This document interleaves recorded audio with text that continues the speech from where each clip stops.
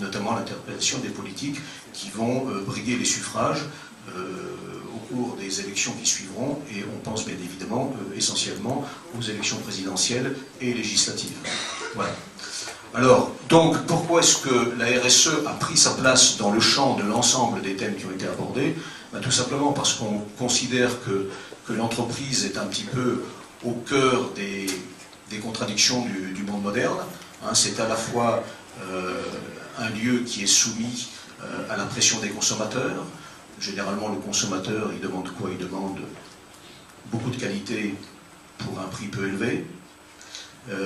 L'entreprise, elle est soumise à la concurrence, et une concurrence qui devient de plus en plus rude, et qui est d'autant plus rude qu'elle est mondialisée, et qu'on sait bien que les économies n'évoluent pas exactement sur les mêmes rythmes. L'entreprise, elle est soumise également généralement à une certaine pression des actionnaires, qui cherchent théoriquement de la rentabilité, ou si ce n'est de la rentabilité, de la valorisation de leur patrimoine.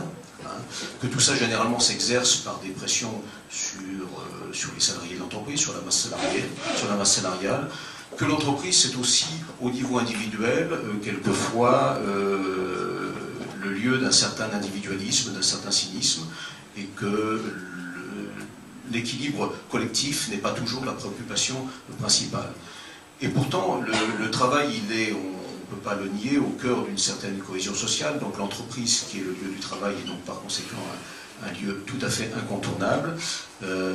Et cette entreprise, elle mérite qu'on définisse en quelque sorte un nouveau cadre, un espèce de nouveau contrat social de l'entreprise, sachant que, effectivement, quand on parlait de lieu d'action dans les lieux collectifs, l'entreprise est sans doute pas le seul lieu, mais c'est sans doute le lieu principal de nos vies et le lieu principal de notre vie en communauté.